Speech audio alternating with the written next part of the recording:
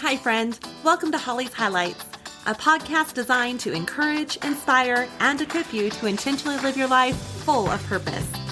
I'm your host, Holly Kirby, motivational speaker, leadership cultivator, marketing strategist, and personal cheerleader. Let's check out today's highlight. Today would have been my parents' 54th wedding anniversary. My mom passed away just under 3 years ago to glioblastoma brain cancer, just shortly after celebrating their 51st wedding anniversary. And just that year prior, for their 50th, we all, our entire family, went on a cruise to the Hawaiian Islands to celebrate. My parents had honeymooned to Hawaii and even had their R&R there when my dad was in the Air Force. So it was quite a special time reflecting on God's goodness to them since visiting for that first time when they were first wed. Now, I love a good romantic movie. Ever After with Drew Barrymore, Safe Haven with Josh Duhamel, and my new favorite, Redeeming Love with Abigail Cohen and Tom Lewis. But I gotta tell you, never have I seen such a love story as my parents. Biblically, God created marriage to be a lifelong commitment and a spiritual and physical union. Ephesians 5:22 through 23 shows us how marriage was intended to mirror that of the relationship between God and His church. Unfortunately, our society has gone from our grandparents being married 75 plus years, okay, they also married young, to our parents maybe celebrating their 50th, as my parents did, to my generation, Gen X, having only 48% of marriages surviving. Now, a side note here, Goldberg-Jones provides an interesting breakdown of marriages and divorce by generation, so you may want to feel free to check that out. Now, the sad thing is, though, although divorce rates only seem to be increasing for the millennials, it's the new Gen Z who has exchanged marriage for simply living together. Now, we should probably address the elephant in the room, and that is despite having two sides of generations, my mom's side and my dad's side, who were faithfully married for decades upon decades, I am one of those statistics as I'm divorced. Not something I would have ever chosen, but I learned in marriage that you can't control another's choices either, only our own. I am an advocate for marriage. I was even for my own. So today I thought we'd take a look at tips of how to have a healthy and happy marriage from someone who seems to have gotten it right, my dad. Now, I wish this could be an interview with both of my parents today, but I am grateful to both of them for their faithfulness to each other and God through their marriage, to where I have the safety and security and legacy that they've shown and are leaving to us kids and our kids. That is the one that marriage was intended to look like. One that is selfless and teamwork minded and fun, full of laughter and adventure through life. Supportive, forgiving, self-controlling, thriving, encouraging, serving, and well, basically one that stood the test of time. So join me in welcoming my dad. Dad, thanks for coming on to share with us again. Thanks for inviting me. Now, listeners, you may remember the last time Dad made his appearance for our Father's Day episode in season 2, episode 14, where basically we shared lessons learned from my dad from his lifetime. But Dad, today I'm excited to share with listeners about you and Mom's marriage in hopes of encouraging others to press into what a healthy and happy marriage can look like. As I've introduced him before, he has always been the fun parent. You know, the one that you wanted to go grocery shopping with because he'd let you toss in those cookies in the cart. And he's quite the jokester, as many former coworkers can attest to his love of April Fool's Day.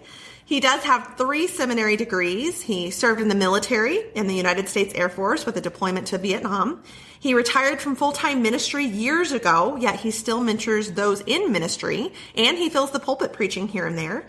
And he has, of course, us 3 kids and 6 grandchildren, as each of us kids have 2 kiddos ourselves. That wasn't planned that way, but ironically it worked out to where they're even all 3 years apart, starting with my youngest of 11 up to my brother's oldest of 27. So, Dr. Jim Harding, let's start with the beginning and just telling us how you and Mom met. We met the first month of the first year in college. We dated for 3 years. And then we got married right before the senior year in college. Now, as we mentioned, you were married 51 years before she passed of cancer. How'd you guys do it? So what's your secret? Well, healthy and happy marriages are all about relationships. I know, relationships. Duh, right? But allow me to explain. Relationship with the Lord is fundamental and foundational to everything else. Jesus said, "You shall love the Lord your God with all your heart, with all your soul, and with all your mind. This is the first and great commandment, and the second is like it. You shall love your neighbor as yourself. On these two commandments hang all the law and the prophets." Now think about this. Love God, love others, and love yourself. We're talking about upward love, inward love, and outward love. I think this is, as I said, fundamental and foundational to all the other relationships in life, to include marriage. Love God. If you do that, if you have that relationship right, you can love yourself, because that's what Jesus said, love others as yourself. So if you love God, you can love yourself. I got to tell you, a lot of issues in our society are based on low self-esteem, or people who have inner demons. They don't really love themselves. They don't feel they can love themselves because of their history or their heritage or whatever. But God said, love God, then you can love yourself, and then you can love others as yourself. Think about a marriage where both partners love the Lord, and then they have a self-esteem about themselves. They have a confidence about themselves. They love themselves, not selfishly, but they love themselves in a healthy manner. And they can love their spouse more effectively, more beautifully. So, getting right with the Lord powerfully affects every other relationship in life, certainly the marriage. And then the second thing I'd say is continually work on your relationship with your spouse. Get your relationship right with the Lord, and then continually work on your relationship with your spouse. My dad, who was also a minister, used to tell the story about a fellow who went to his pastor about marital problems. The pastor asked, "Well, how long has it been since you've done something special for your wife? Maybe taken her some flowers or told her you love her?" And the fellow thought for a second and he said, "It's been a long, long time." Well, the pastor said, "Well, that's a big part of the problem right there. So tonight, take her flowers, tell her you love her, and while you're going out and getting the flowers, I'm going to call her and tell her that you've invited me for supper. And if there's anything we need to talk about at that point, we can do so."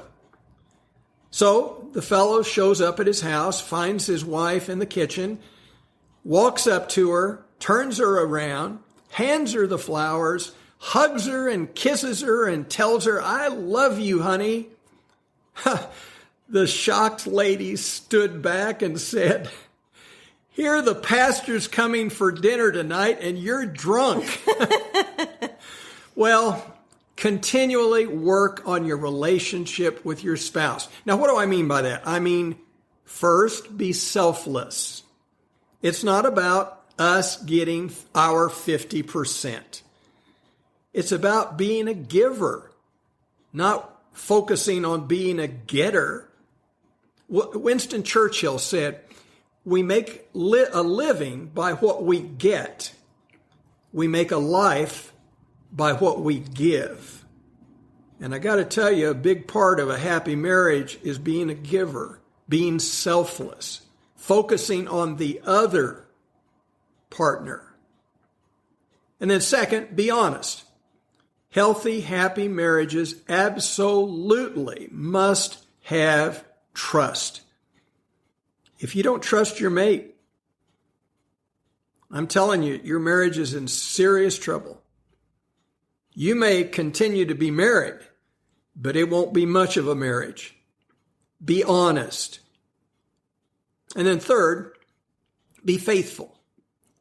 And by be faithful, I mean with your eyes, with your ears, with your hands and your feet. Be selfless, be honest, be faithful. I'd say those are the three most important things in continuing to work on your relationship with your spouse. Now, along the way, as you're doing this, as you're living together and growing in your relationship and developing and deepening the marriage, expect some really difficult times. It seems like, I was a pastor for almost 35 years, and I've sat and listened to a lot of couples talk about their trials and troubles. And it seemed to me like a lot of people were surprised about the hard times that came along. In fact, in a lot of cases, that seems to be the types of things that people give as excuse for dropping out of marriage is it just got so tough. Well, expect it. That's life. That's life. Expect some really difficult times. My wife's in my third year of marriage, we were separated. And I don't mean because we had problems. I mean because I was in Vietnam for a whole year. That was our third year of marriage. My first year in ministry, and that was actually our 8th into our 9th year of marriage. My first year in ministry was hell on earth. It was, in my mind, stress level. It was every bit as difficult as my year in Vietnam. I know that's hard to wrap your mind around, but I heard a statistic recently that said 90% of people who go into ministry don't retire from it. Ministry is a lot more difficult than people realize, because you're carrying not only your own difficulties, but you're carrying the difficulties of a congregation because you love them. And so the runaway child, the couple that's at the point of divorce, the dying spouse, my first year in ministry was that and a whole lot more because of my situation that I found myself in. From time to time through the years, my wife and I dealt with health problems, hospitalizations for ourselves and each of our children as well, along with our passing of our parents. So expect some really difficult times. They're going to come, but look at it this way. Enduring through and emerging from those difficult times is one of the most important elements in making a marriage strong. Let me say that again. Enduring through and emerging from those difficult times is one of the most important elements in making a marriage strong. I told you that my wife and I spent our third year of marriage separated because I was in Vietnam. I'll never forget the first words I said to her after I returned. I got off the airplane, ran up to her, hugged her, and said, "We made it through this. We can make it through anything."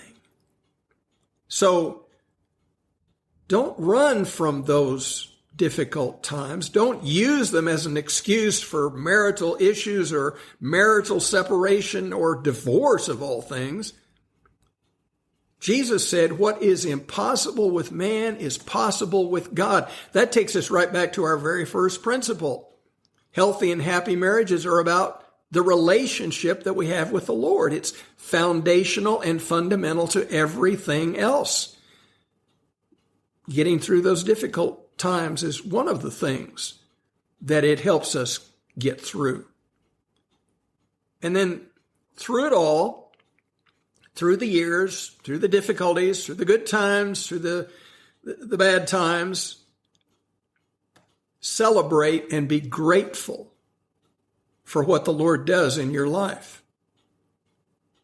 If the above mentioned things are in place, I have the relationship with the Lord. I'm continually working on my relationship with my spouse, and I'm expecting difficult times, if those things are in place, you will be infinitely better able to recognize and respond to the times of your life in a wiser and more positive light. Near the end of my wife's life, she was on hospice. She was here at home, grateful she was able to be here. And the hospice aides that came to bathe her and to help with caring for her, when they would come to the room, and very often it was a different one than the previous day, I would introduce them to my wife, and I would say, she and I have been married for 51 years. One day there was a sweet young lady, and I think she was in her mid-20s, she said. And anyway, as I introduced my wife and said we had been married for 51 years, she looked at me and she said, "How is that possible?" And I said, "What do you mean?" And she said, "I've only been married for," and I think she said 6 years. But every one of my friends, even those who've been married since I was married, every single one of my friends has already been divorced. How is it possible? And I talked to her briefly, and she declared that she has a relationship with the Lord, which I was happy to hear.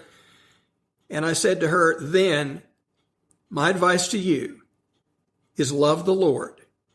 If both you and your spouse love truly, genuinely love the Lord and love your spouse, you can make it. So healthy and happy marriages are all about relationships with the Lord, which is fundamental and foundational to everything else. And certainly continue to work on your relationship with your spouse. Well, I think you can see or hear why my dad has always been and continues to be not only my favorite pastor, but the one who has always and continues to still have the most impact in my life. Dad, thank you. Thank you for not only your time today, but also for giving that 110% in your marriage, to where you and Mom showed us kids and grandkids that it's possible, just as you shared that story about the hospice lady. The most beautiful thing I got to see, though, is the loving care you both showed for each other. In addition to things like her going to a sports event with you because she knew that's what you would enjoy, or you planning a special trip or dinner out with her because you knew that's what she would enjoy, so those selfless moments. I also got to witness, as you just shared, that firsthand physical, selfless toll that each of you made as she cared for you during your initial multiple myeloma cancer diagnosis, and then you taking such loving, tender, sacrificial care of her each and every day of her battle with glioblastoma brain cancer. But you both have truly reflected not only what marriage should and can look like, but you've reflected the love of God himself in and through your marriage. And today, as you reflect on your and Mom's years together, I thank God for each and every one of your anniversaries and the legacy that those years leave as a result of such a healthy and happy marriage. Thank you for joining me on this journey of life. I hope that today's highlight has been encouraging, inspiring, and equipping so you can go out and live your life full of purpose. I'd be honored if you'd take a moment to leave a review, or better yet, subscribe. We can also stay in touch by joining my email list at hollycurby.com. That's HOLLYCURBY.com. Until next time, make it a great day for a great day.